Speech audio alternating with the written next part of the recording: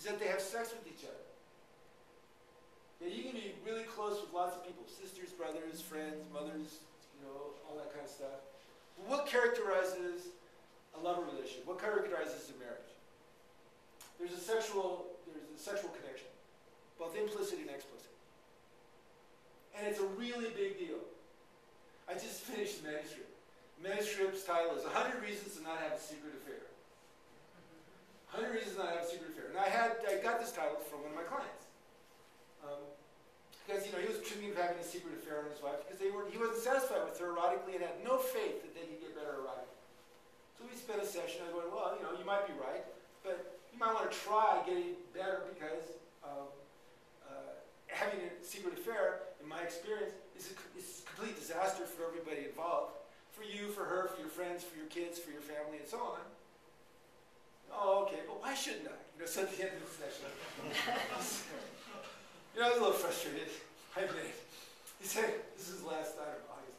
He said, well, just tell me, why shouldn't I have a secret affair? I said, there's 100 reasons you shouldn't have a secret affair. He said, Keith, that's a great book title. I said, you're right. And so I wrote the book. I'm looking for a publisher. Any of you a publisher? Talk to me afterwards. And one of the reasons, so from an integral perspective, why is it a bad idea to have a secret affair? And also, what's the solution? 25% of men and 50% of women in some studies. It's a little bit less in some other studies, a little bit more in others. So I'm kind of cutting it down. Will cheat on their spouse after they get married. Secretly. And as any of you who have either done this, suffered from this, everybody's made mistakes, worked with people, had friends, and so on, you know what happens. Somebody has a secret affair, and let me see.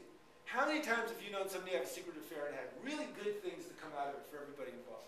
Just anybody? One time? No. Here's a husband and wife.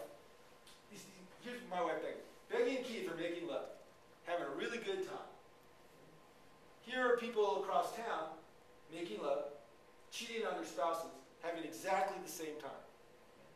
Becky and Keith having a good time is good for their kids, good for their family, good for the community, good for you guys. I'd be a hypocrite if I was doing this and I was cheating on my wife.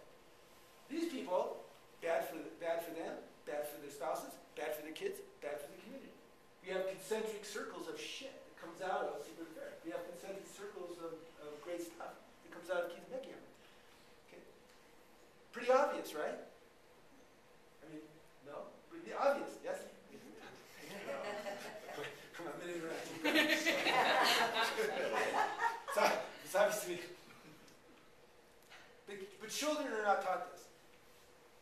Okay. But children are taught, they're looking, remember, their nervous system's looking for models. Where do they find models? They find models in the Twilight series. They find models on TV. They find models from pornography. They find models sometimes in high school or junior high school and that kind of stuff. And these models basically give them distorted versions of relationship and sex. For instance, human people, when they fall in love, activate certain dopamine-driven systems in the bottom part of their brain.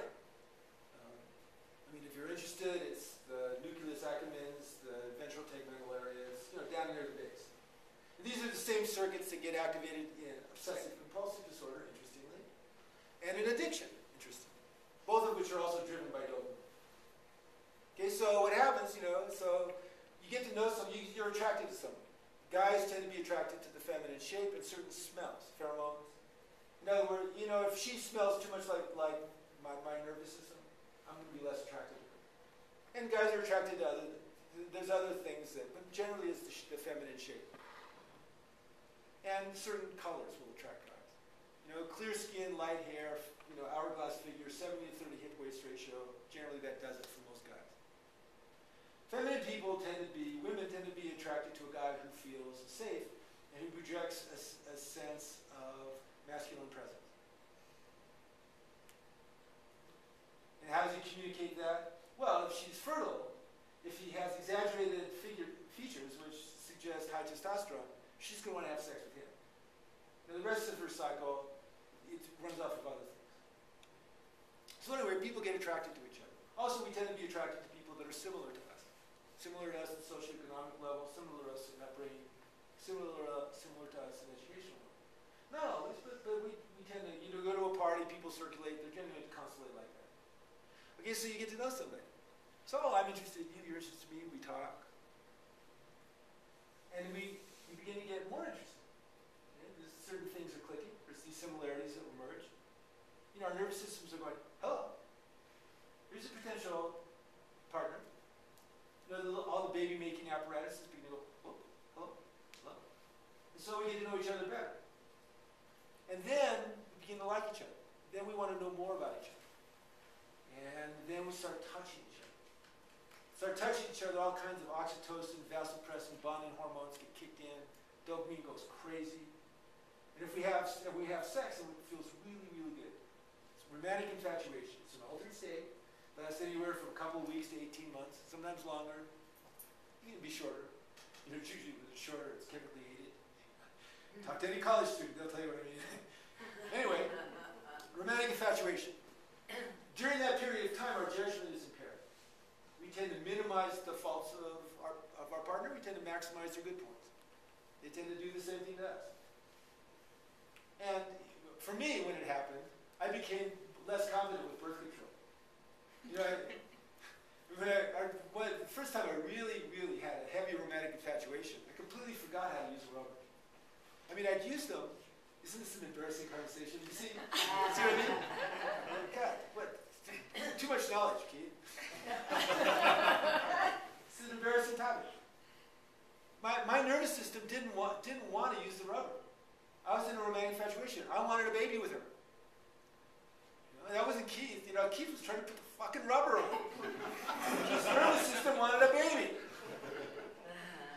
Okay, so we go through that stage. Okay, it's great. Then, when we get intimate enough with each other that we begin to approximate levels of intimacy that are associated, that we had in our family of origin, we shift into the intimate bonding stage of a relationship. The dopamine mechanisms go way down. Vasopressin and oxytocin go up. We will say, I love her, I love him, but we don't have that urgent, addictive, I want him, I want to touch him, I want him now. For instance, the average 20-something guy thinks about sex every 52 seconds. Okay? That's not an exaggeration. That's a study that they did on 20-something guys. Average 20-something woman thinks about sex once a day, several times a day if she's in love. Goes up by 300%. So the intimate bonding. Now, in intimate bonding, they're not as intoxicated with each other. So immediately they begin to think there's something wrong with their relationship. This is pathologized in America. This is why a lot of people have serial monogamy. They think being in love is a romantic infatuation. I can make it last. This time I really will. God, we are so hot. I know this one will last forever. 2 years later, not. It's just the same person, but I'm just not as hot.